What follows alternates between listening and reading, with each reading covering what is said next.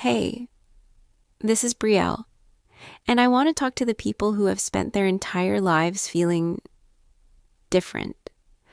The ones who were called awkward, or too quiet, or too sensitive, or hard to read.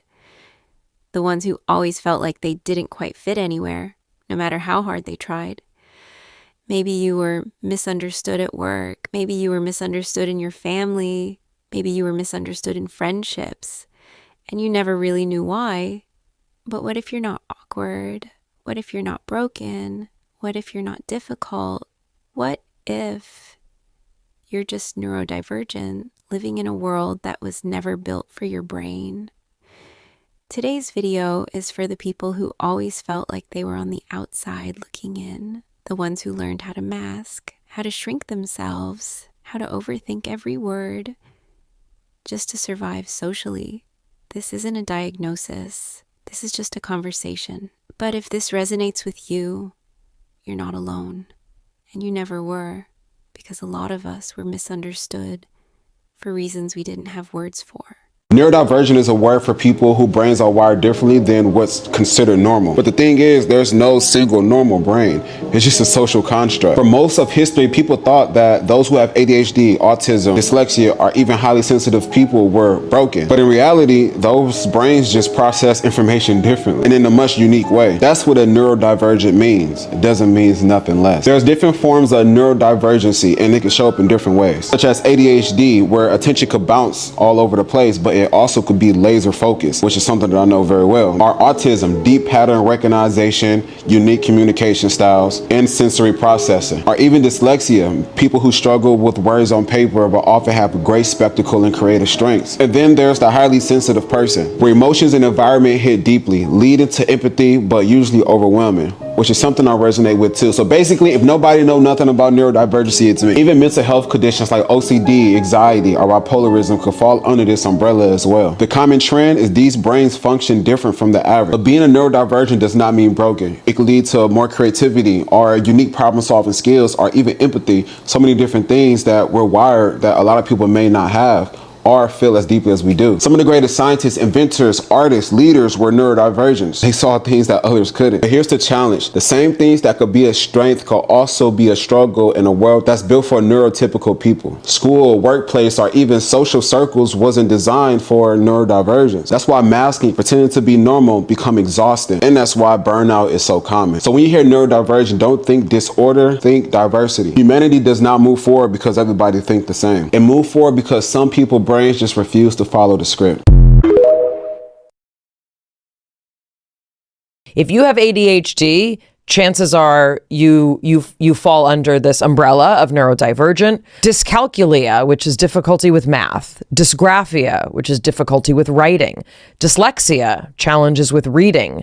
Dyspraxia, which is difficulty with coordination. If you have a sensory processing disorder, that is neurodivergence. Social anxiety is listed as under the neurodivergent umbrella. The things that I just listed, those are things that I think a lot of people would agree, like, I just do things different. My brain is different, you know? But under the neurodivergent umbrella, you also see things like Tourette's syndrome. You see Williams syndrome. There are some clinics that identify Prader-Willi syndrome, which was the syndrome that I studied for my thesis. Even Down syndrome is included under the neurodivergent umbrella. Intellectual disabilities fall under neurodivergence, even mental health conditions and diagnoses, bipolar disorder, obsessive compulsive disorder.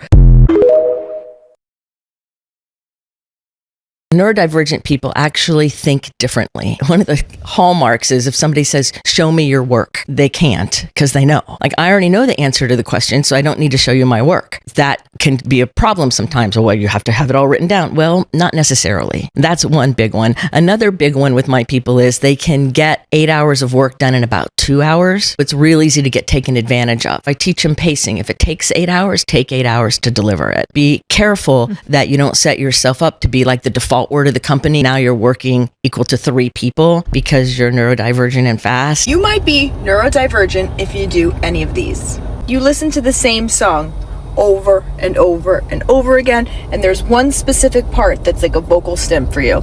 2, you eat the same food, and people around you are probably like, aren't you sick of that?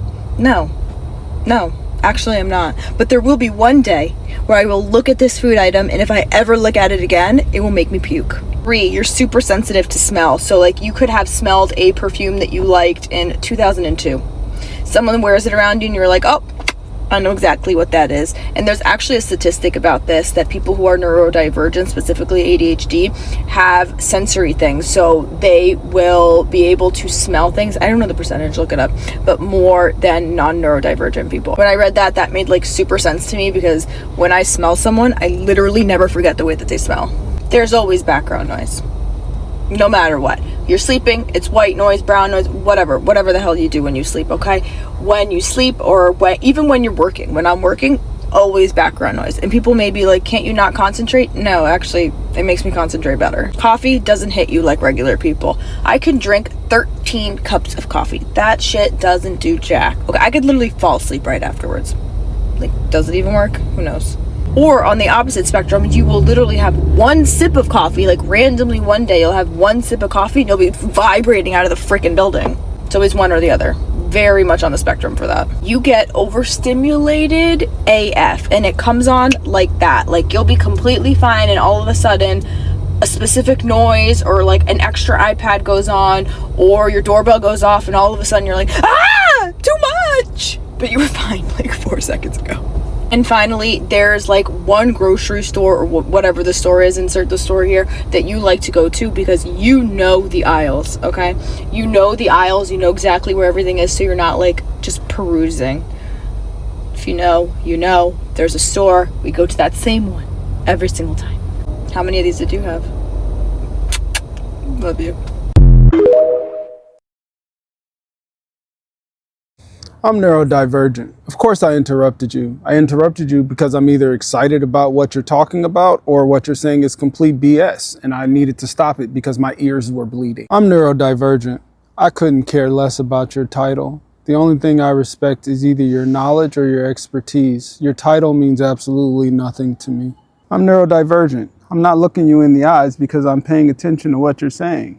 If I start looking you in the eyes, it's probably because I'm trying to detect if you're BSing me or not. I'm neurodivergent. Of course I excelled in school, and I suck in corporate America because school allowed me to do multiple things, multiple subjects per day, extracurricular activities, plus sports, and my entire day was filled with multiple things. Corporate America asked me to do the same thing all day in the same seat with the same people repeatedly. I'm neurodivergent. Yes, I do know a lot about that thing that you just randomly brought up because one time it piqued my interest and I went down this rabbit hole with ChatGPT, Claude, AI, Google, and everything else and researched every single thing I could figure out about that thing.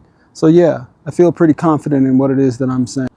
I'm neurodivergent. I'm not asking you why to undermine what it is that you're saying or because I don't think what you're saying is the truth. I just want to understand how you got to the thought that you are having so that I could possibly understand how you get there. It helps me understand you better. I'm neurodivergent. Yes, I'm wearing this sweater in 80-degree weather because it makes me feel good and it's comfortable. I'm neurodivergent. My thoughts aren't linear. They are zigzag spiderweb, but they always get to the right answer eventually.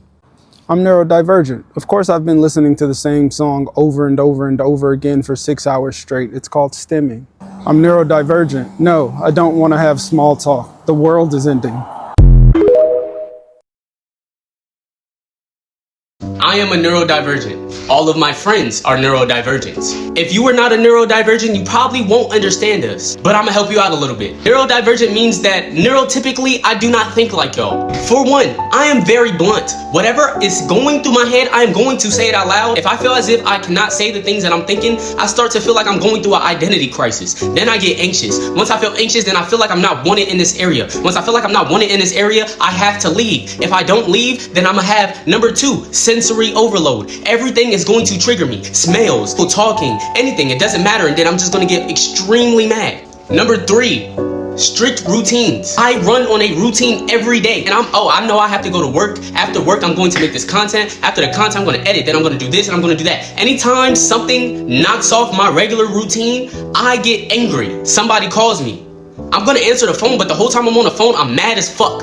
And they think it's because like they called me. It's not really that, but it's because I wrote down a schedule. And as soon as I don't do this, I feel as if I don't want to do anything now because I'm not following my schedule. Number 4, I tend to get bored a lot. So if I'm doing something and it's not mentally like stimulating my brain, then I'm gonna do something else. I make music. The reason I make music is because I get bored. So say this video, I'm making this video and I get bored of this video, I will stop making this video and make some music. In the middle of me making the music, I will stop making music and go watch anime. In the middle of me making anime, I will stop watching anime and call someone. It just happens over and over and over again, and I can't stop it, which is why sometimes I may become a... When it comes to being neurodivergent, as someone that is naturally intellectual, like I love to intellectualize things, and that's why initially when I found out that I was autistic, understanding it through the psychological lens was what I leaned towards. One is a special interest to understand how the mind works, and a lot of that shit makes sense. But today it dawned on me that I'm clairsentient. And if you don't know what clairsentient means, it basically means that you feel the energy of other people. You can literally read it. Now, I haven't been told this before, right, by people, but really it was a little like, I didn't get it, right? I couldn't conceptualize it in my brain. Until today, I was in a space with 2 other people, and I began to have a physical reaction, right? Like I began to feel like I was having a panic attack. And when I started feeling like that, I was confused because this was not a situation in which I personally would have a panic attack. I was not panicked. I was very comfortable. I had my blanket. I had my shoes off, right? I was good. No less than 2 seconds later, the other person in the conversation said, "Oh, I'm sorry. I just want to let you know I feel like I'm about to have a panic attack. I'm just feeling a little angsty today." And I was like, oh my God, I'm feeling your emotions, but I didn't know how to put my own guard up to stop that from happening. If I wasn't introduced to spirituality to even know what being clairsentient means, then I would use the regular definition of I was just overstimulated by the conversation. I was just overstimulated by the room. I was overstimulated by all the things. Those things are true too, but what is blowing my damn mind is how much we only focus on the psychological. We only focus on the mental when it comes to why people are overstimulated. It's the mental and the physical. Oh, it's because of the lights. It's because of da. But because we are so disconnected as a society from spirituality, we miss that it's that and it can be, right? To me, this is my page. I say what I want. But I just realized for the first time, like, yes, I'm overstimulated by these lights, but I could feel you. Damn it. And that's a gift. But I got to figure out how to control it. Now, I know I'm not the only person that is neurodivergent and has known that they have other spiritual gifts, has just had an inner knowing that they have a spiritual gift. But if you say that, you sound crazy, right? Because we are in a colonized place where all of that idea that you can have any personal power outside of producing for capitalism is, then you're crazy, right? But we have got to start having conversations, which is why I'm going to keep getting on here having them. That we are really doing ourselves a disservice, and we're going to continue to be overstimulated. We're going to continue to not find our place in the world if we only look at this shit from a physical and mental level. We have got to incorporate the spiritual part to this, or we're just going to live our whole lives thinking we crazy, and we're never going to develop our gifts, and then we can't contribute to the collective. And if you stayed this long, comment. Thank you. Being neurodivergent basically is like today I was gonna wake up, take a shower, put some makeup on, and like really get down into my work because I've been thinking about all these changes that I need to make, and it's 2 p.m. and I have been doom scrolling not on TikTok but on IG Reels. But I wanted to make a TikTok so everybody knows that I'm literally fine. I've just been trying to get up for the past like 7 hours.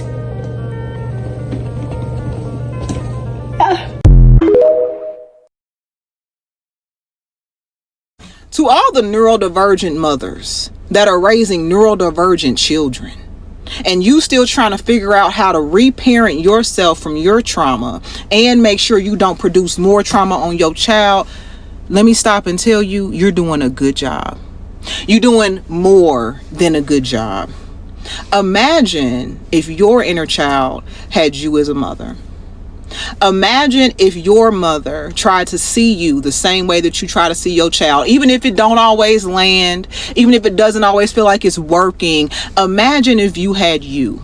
You see, because the difference between you and how you were raised and you now is that you're willing to do the work. You're doing the research. You're going to the IEP meetings. You're figuring out how to do homeschool. You are trying to figure it out. You're not letting other things impact and tell you what you can't do for your child. You are doing a damn good job. And despite what you may have had to give up, whether it was a job, a career, a relationship, a lifestyle, you're still doing it. And that same strength that you had before you had this child, you still have it now. You just got to use it differently, baby. But you are doing it, and you are doing it well. And every day don't look pretty, but that's fine, because you are showing up anyway. And let's just celebrate ourselves from that. Clap! Clap! We got to clap!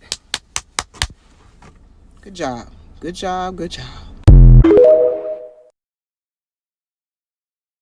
As a neurodivergent, conventionally attractive woman, I find it hard to make friends and keep friends. I say that because women often are attracted to me in terms of friendship because I am conventionally attractive. So a lot of women try to create very surface level friendships and relationships with me, but I don't do surface level. It's hard to keep those friends because once they figure out that I am a deep thinker, I'm analytical, I'm open-minded, I like to have deep conversations, they're not comfortable with that. Because I am neurodivergent, I typically do not do well in large group friendships. This is because you have to be a group thinker to be in a long-term friendship group. I'm not a group thinker. When I say group thinker, I'm referring to everybody following the leader, everybody thinking the same thing, everybody not being comfortable sharing their actual inner thoughts. I'm the one who shakes the table, who asks the hard questions, who says the honest truth, who tells it to you straight. And a lot of women I have found are not comfortable or ready for that. So me personally, I do well with one-on-one friendships. So shout out to the neurodivergent baddies trying to make friends. I see you. You see me.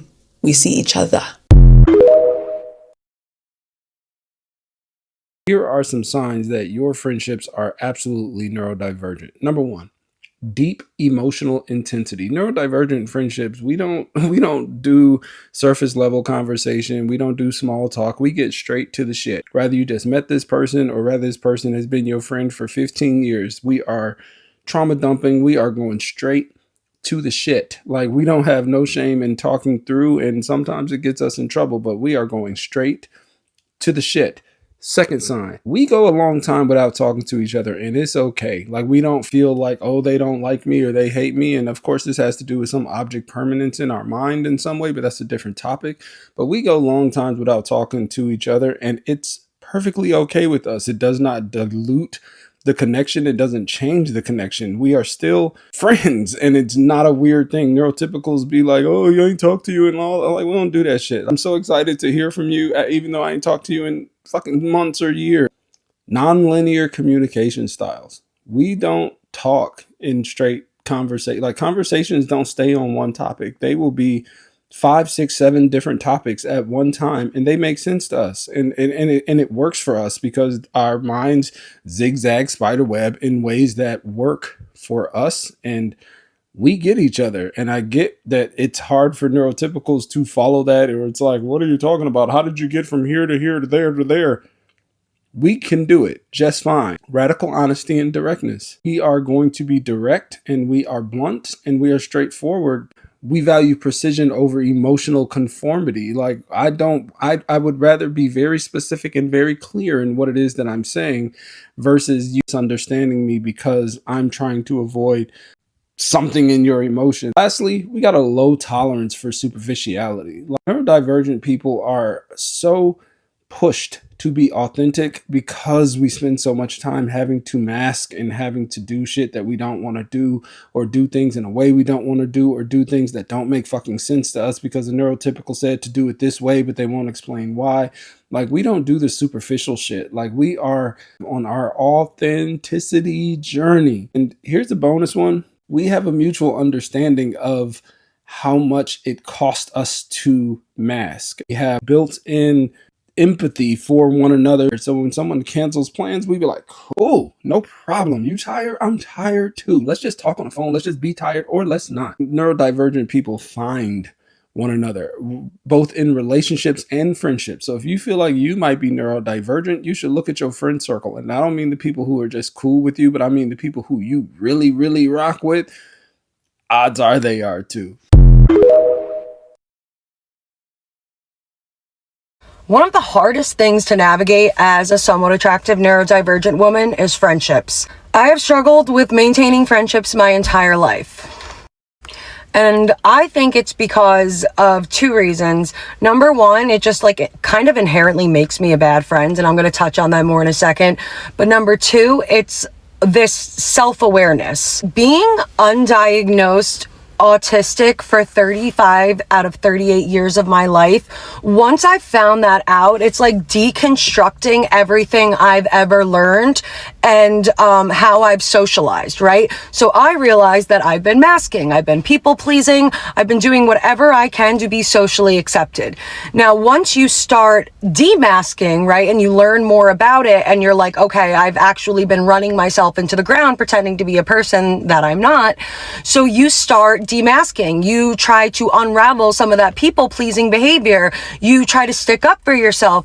You put boundaries down. Now, the problem with that is the people in your life, and honestly, it's not even just limited to friendships. It's all relationships. The people in your life who have known you your entire life, masking, people-pleasing, being an undiagnosed neurodivergent, autistic, ADHD, whatever you want to say, is they get used to it. They like you as that person. This is what happened to me. Everyone liked my mask. And as soon as I started taking it off, I started realizing how small my circle got. Because it does inherently make me, on paper, a bad friend. Why? Because I started prioritizing my needs. I started saying no. If I wasn't comfortable, I don't want to do that. I don't want to go there. I'm not in the mood for that. When this starts happening, seemingly out of nowhere for people, they're like, rude, what a bitch. They don't ever stop to think for a second, wait, you've built your entire life upon Jenga, and when one thing pulls out, the entire thing collapses. Maybe you're right. Maybe you need to start anew. Maybe you need to build yourself up from the ground up. However, once you start doing that, you're punished for it. You're seen as selfish. You're seen as egotistical. You're seen as you think the whole world revolves around you. But what they're not realizing is your entire world revolved around everyone else for so long that you feel guilty for taking that for yourself. You feel guilty saying no. You feel guilty honoring your needs. But they don't know that, and they don't really care, because all they see is that you used to be this, but now you're this. And it's really frustrating because in my heart, I am a good friend. I care so deeply about the people that I love. I want what's best for them. I'm going to be their biggest fan, but I also am brutally honest. So they know if they're going to come to me, you're going to get the cold hard truth, not because I'm mean, but because I'm literally autistic. And when I see the situation for what it is, I can't help but say, hey, this is the problem, which can be misconstrued. And I admit sometimes a little harsh. I can make it a little more palatable. I'm working on it. But the point being is you're this double-edged sword of, okay, if I can maintain the mask, I could be a people pleaser, I could, continuously ignore my own needs to be a good friend, to have a lot of people around me, or I can start putting down boundaries, I can honor my own needs, I can respect myself and not push myself past my limits, but you're gonna be alone. So there's one thing that every single late discovered autistic person has told me in therapy, and it's that they thought everyone around them had the same struggles they did, but were able to deal with it better than them. You have to realize that most late discovered autistic people have been living as an autistic person without knowing it, having no explanation for all sorts of stuff like meltdowns, shutdowns, burnout, etc. And they had to come up with some way to understand why it is they were the way they were. And the number one reason people come up with is that they're lazy. and that they're not trying hard enough. Because look at all these other people around, and if this is what being a human being is like, why can't I do it like them? There must be something wrong with me. I must be not trying hard enough. I must be just a lazy person. And when we realized that we were actually autistic this whole time, we are starting to be able to undo all that crap that we've been telling ourselves this whole time. And it's quite liberating. I'm fully convinced that neurodivergent people need to be around other neurodivergents because they're the only other group of people that will give you grace. From my experience, most neurotypical people treat neurodivergent people like trash because they can't see the disability. And I think that a lot of y'all fail to realize that 9 times out of 10, when we're around y'all, we're masking. And because most people can't see the disability, they feel like there's nothing wrong with you. Like, I remember one time speaking to a friend after I had a therapy session, and I was like, I think I may have ADHD because I know that ADHD runs on my mom's side of the family, and it's very likely I have ADHD. And she just rolled her eyes at me and was like, girl, you don't got no damn ADHD. How you gonna tell me what my brain is like? And don't let you be good looking and neurodivergent. That fucks it up even more because people really assume that ain't nothing wrong.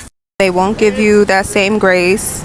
They won't give you the accommodations that you need. And I realized throughout the years, for me, as a neurodivergent person, I actually can't stand to be around neurotypical people. It literally sucks the life out of me to be around neurotypical people. Because other neurodivergent people, they understand that you need a break sometimes.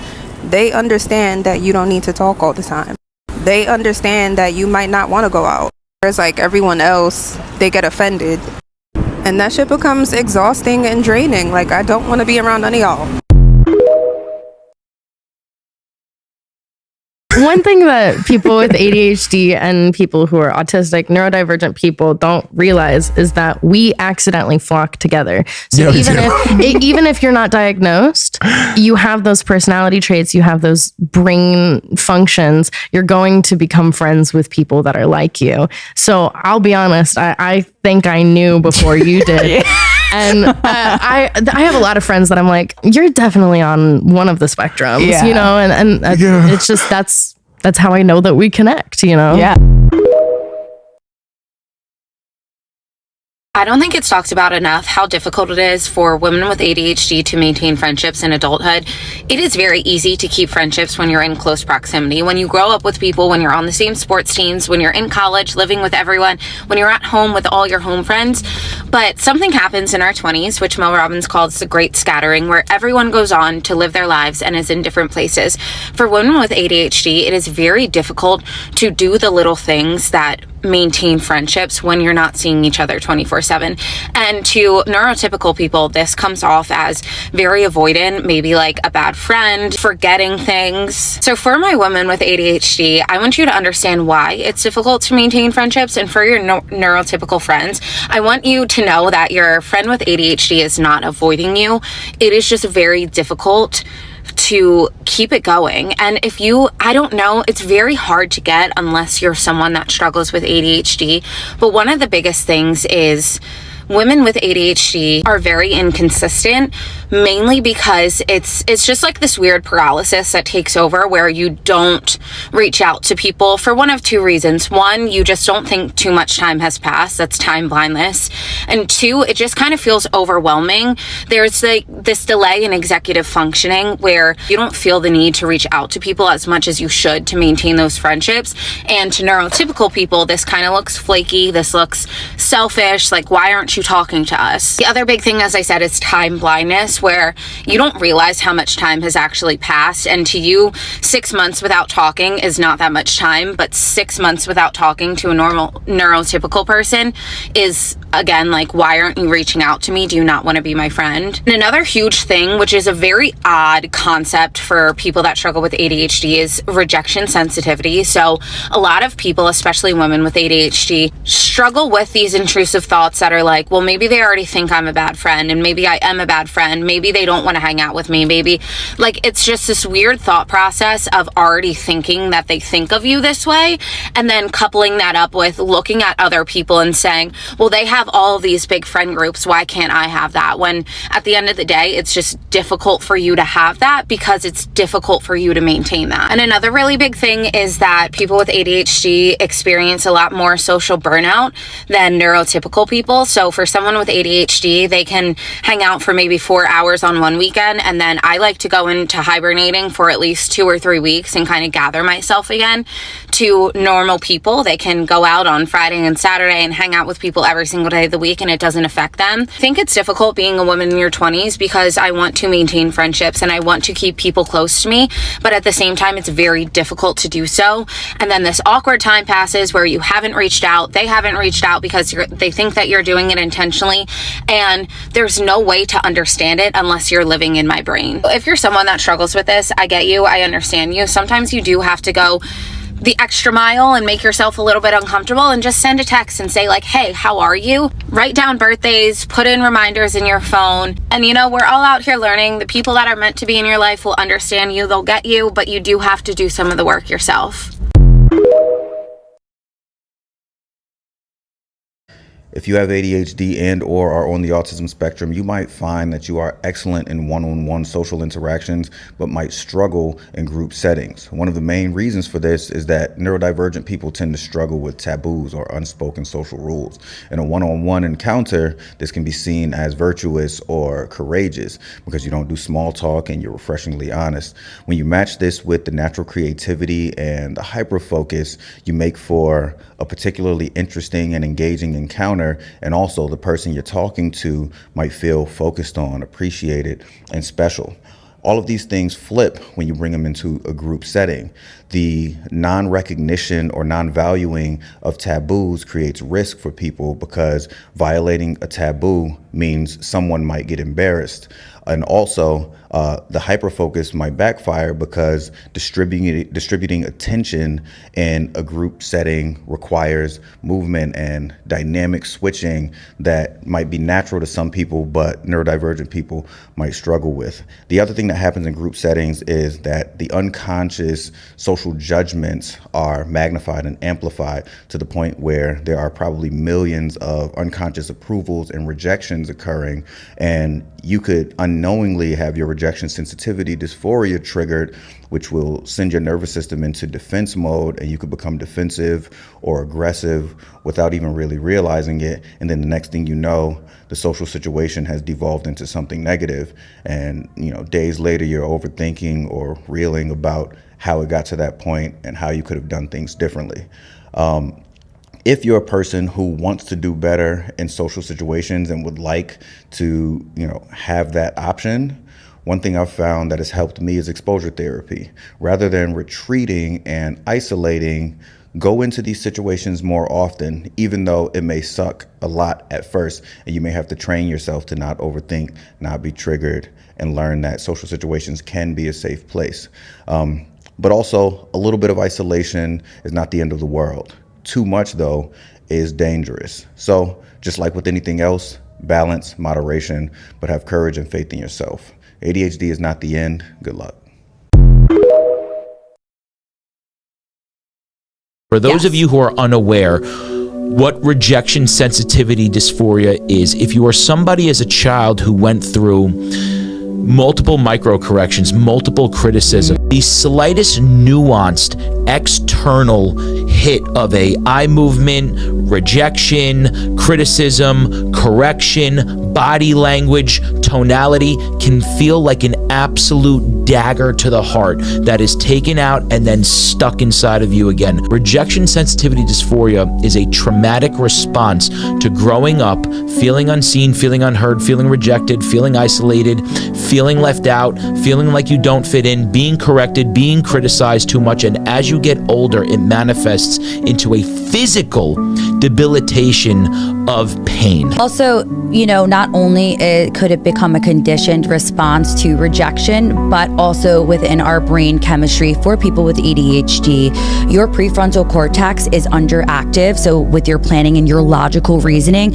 while your amygdala, which is your emotional response system, is hyperactive. So this is where you see a lot of people with ADHD will react more based off that emotional response as opposed to that logical reasoning. So that impulsivity of feelings, that RSD, that perceived notion of rejection is going to be stronger also because of those systems that are under or overactive. Now what's happening is when you have RSD, you're feeling a sense of familiarity, of danger because of a trauma response from all these pent up years of rejection and criticism and corrections. And you literally start to trick yourself that you are in danger, and it is at a physiological level to the point where you feel pain.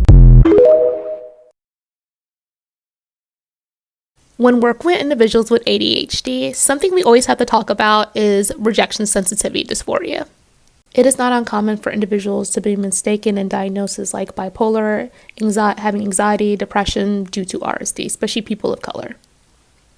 Okay, so the first one is extreme emotional sensitivity to perceived or actual rejection.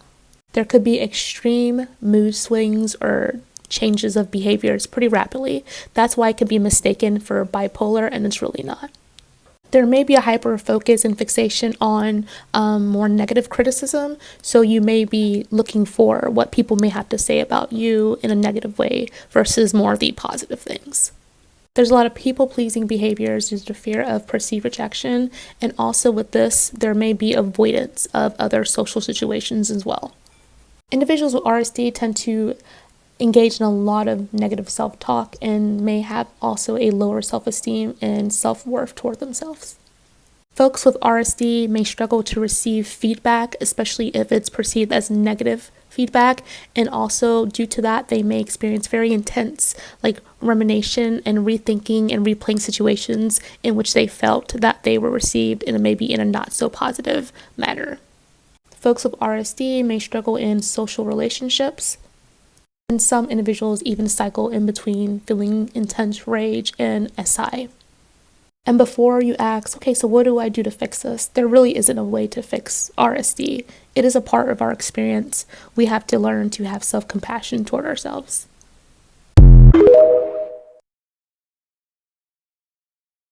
As a Black woman who got a late stage diagnosis of ADHD because I'm Black in healthcare, it has made me mourn who I could have been when I was younger if I had known that I had ADHD.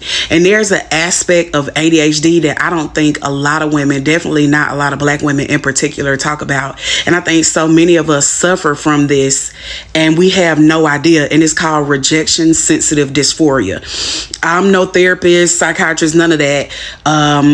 But in my ADHD diagnosis, my therapist let me know, hey, it sounds like you suffer from RSD. And when she gave me the characteristics, I was like, oh my God. RSD has been ruining my fucking life. It has caused me so many missed opportunities and failed friendships. So rejection sensitive dysphoria is big feelings around perceived criticism or perceived rejection. You don't have to actually be being criticized. You don't have to actually be being rejected, but your body feels like it, and it's times 10. So as a child, I've always, you're too this, you're too much this, you're too much this. And that made it worse. You know what I'm saying? I have had a lot of success in my life, but had I had the tools that I needed to be able to work with rejection sensitive dysphoria, I feel like I would be a lot further in life. And I feel like there's a lot of women out there, in particular Black women, who have been labeled as having an attitude, always irritable, nasty, when really my sisters just have ADHD or just have anxiety or is experiencing rejection sensitive dysphoria. And it's not a lot of people out there talking about it. It's something fairly new. And I think about all of the friendships that I have kirked out in. I have lost my shit in because I thought that they were rejecting me. And so it made me lash out. It's not always, oh, I feel like I'm rejected, so I'm finna go somewhere and cry. Baby, rejection sensitive dysphoria will have you cussing people smooth out.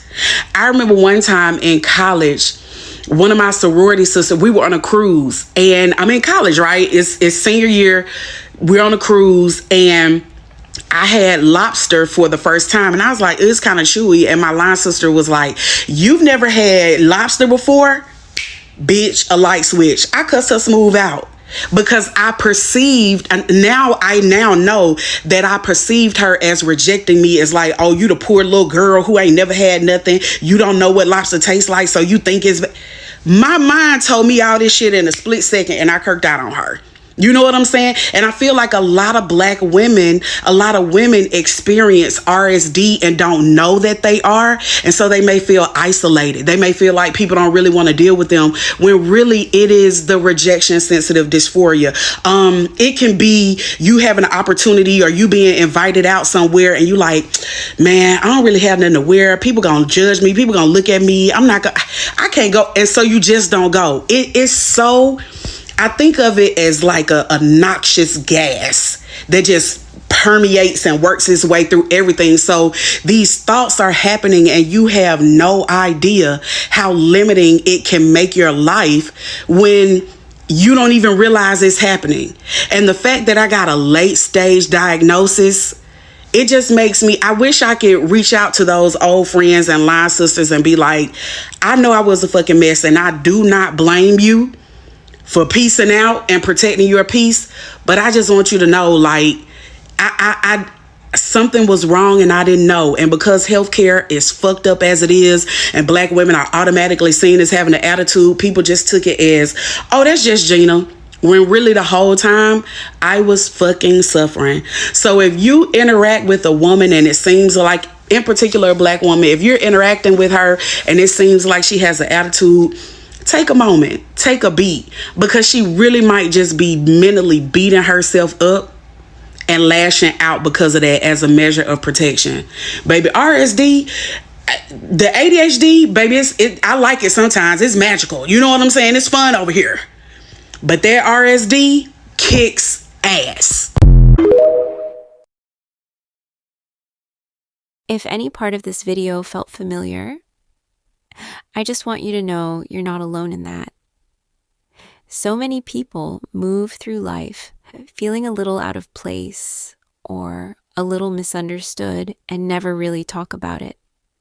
If things sometimes feel overwhelming, or if social situations take more out of you than they seem to for others, or if you've always felt things a little more deeply, there's nothing wrong with you. You're not broken. You're not too much, and you don't need to change who you are to deserve understanding and kindness. If you've ever felt like you had to shrink yourself just to fit in somewhere, you're safe here. And if you want to share your story in the comments, you're always welcome to. But even if you don't, just know you are not alone.